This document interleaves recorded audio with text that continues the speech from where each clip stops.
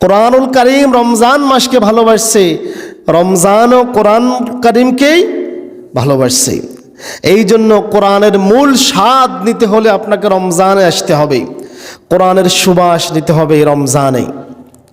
রমজানে কোরআন তার মধু এবং সুবাস চড়াতে শুরু করে।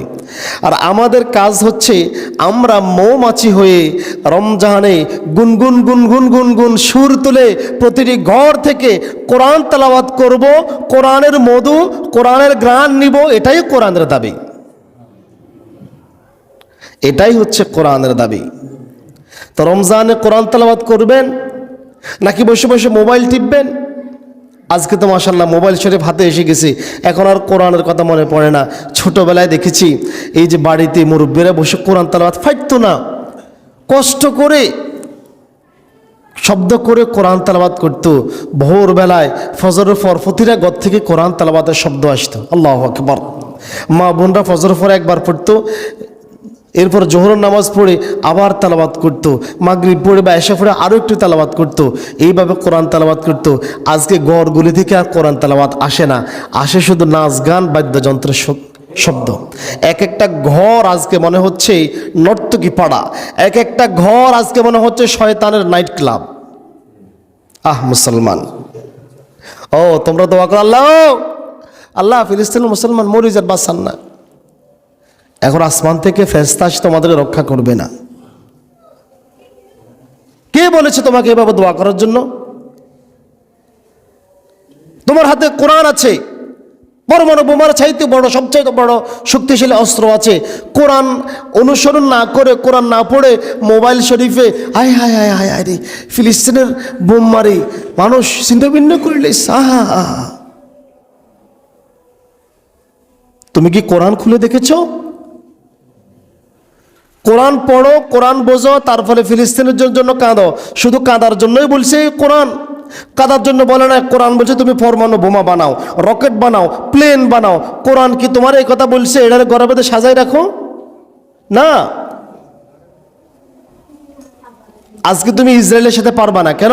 ইসরায়েলের হাতে পরমাণু বোমা আছে, দামি দামি রকেট আছে, দামি দামি অস্ত্র আছে, তুমি পারবা না। তো পারার জন্য তোমাকে কি করতে হবে? কোরআনের দিকে ফিরে আসো, দেখো কোরআনের প্রতিটা অস্ত্রের কথা আছে, তুমি অস্ত্র বানাও, তাদের সাথে মোকাবেলা করো। কথা কি বুঝে আসছে? এখন রমজানে কোরআন তেলাওয়াত করবেন। কেন কোরআন তেলাওয়াত করবেন রমজানে? রমজানে কোরআন তেলাওয়াতের ফজিলতটা অনেক বেশি। রাসূলুল্লাহর আদরের কন্যা ফাতিমা রাদিয়াল্লাহু তাআলা আনহা বলেন, জিবরাইল আলাইহিস সালাম প্রতি বছর রমজান মাসে আল্লাহর নবীকে একবার করে কোরআন তেলাওয়াত করে শোনাতেন, কিন্তু যেই বছর আল্লাহর নবী ইন্তেকাল করলেন সেই বছর দুইবার কোরআন তেলাওয়াত করে শোনালেন। এর দ্বারা আল্লাহ বুঝাই দিচ্ছে ফেরেশতার ফাটাইয়া যে রমজানে কোরআন তেলাওয়াত করো, রমজানে কোরআন ধরো, কোরআন নিয়ে গবেষণা করো। রমজানে কোরআন যদি কেউ একবার তেলাওয়াত করে তার আমলনামায় লেখা হবে 700 বার। কয় শতবার? কেউ যদি জীবনে 40 বছর রমজানে 40 খতম কোরআন দিতে পারে, আমলনামাটা কোথায় ফুসবে বলেন তো? তো আমি যে একটু আগে বললাম কিয়ামতের দিন বান্দা যে আল্লাহর বলবে, আল্লাহ এটা কার আমলনামা দিয়ে দিয়েছেন? আমি তো এত রাতের কোরআন শরীফ পড়িল, আপনি কি ভুলে দিয়ে এসেছিলেন এটা?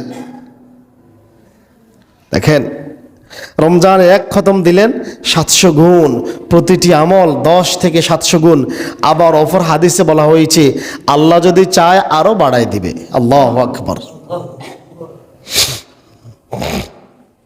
রমজানে কোরআন তেলাওয়াত করেন। রমজান এসেছে কোরআন নিয়ে, আল্লাহ তাআলা আদেশ দিচ্ছেন ফাকরাউ মা তায়াসসারা মিনাল কোরআন।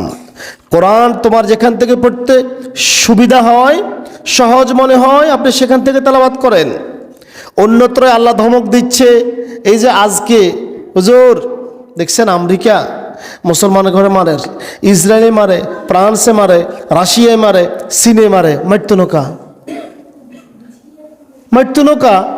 আপনি ফিট বিছিয়ে দিচ্ছেন, তো আপনি ফিট বিছিয়ে দিয়েছিলেন, আপনি ফিট বিছিয়ে দিলে আমার কোন দিতে অসুবিধা আছে? কথা কি বুঝে আসে নাই? ফিট বিছিয়ে দিলে আমার কি কন্যাতে অসুবিধা আছে? আল্লাহ তো অন্য জায়গায় ধমক দিয়েছেন। সূরা তাহা আয়াত 124, আল্লাহ তাআলা বলতেছেন, ওয়ামান আ'রাদা আন যিকরি, যেই ব্যক্তি আমার কোরআন থেকে, আমার জিকির থেকে তার অন্তরকে সরিয়ে নিয়েছে, সরিয়ে নেবে, ফাইন্না লাহু মাঈশাতান দনকা, তার জীবন হবে সংকুচিত, ধনকাময়, ধ্বংসময়। আজকে মুসলমান দোয়া করে বিচার দেয়, হুজুর দেখছেন নি আমরা তো মার খাই দিচ্ছি। তো মার খাবেন না কেন? আপনার ঘরে কি কোরআন আছে? আপনি কি কোরআন তেলাওয়াত করেন? আপনি কি কোরআন তেলাওয়াত করেন? কোরআন থেকে কি আমরা দূরে সরে যাই নাই? ফাইন্না লাহু মাঈশাতান দনকা, আল্লাহ তো নিজেই বলে দিয়েছেন, তোমরা যদি কোরআন থেকে দূরে সরে যাও তাহলে তোমাদের উপর ধ্বংস নেমে আসবে। আজকে মার খাচ্ছেন আর হাই হুতাশ করতেছেন, আল্লাহ আমরা কি অপরাধ করছি? অপরাধ তো এটাই সবচেয়ে বড় অপরাধ, তোমরা আল্লাহর কোরআনকে অবমাননা করতেছ। এই দেশে বাংলাদেশে যত সরকার আসে সংবিধান সংবিধান সংবিধান সংবিধান, এই অজুহাত চলে না?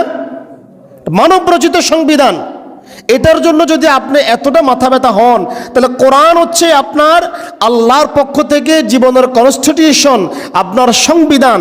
সে কোরআনের নাম তো কখনো এভাবে মুখে নেন নাই। আল্লাহর কাছে কি জবাব দিবেন?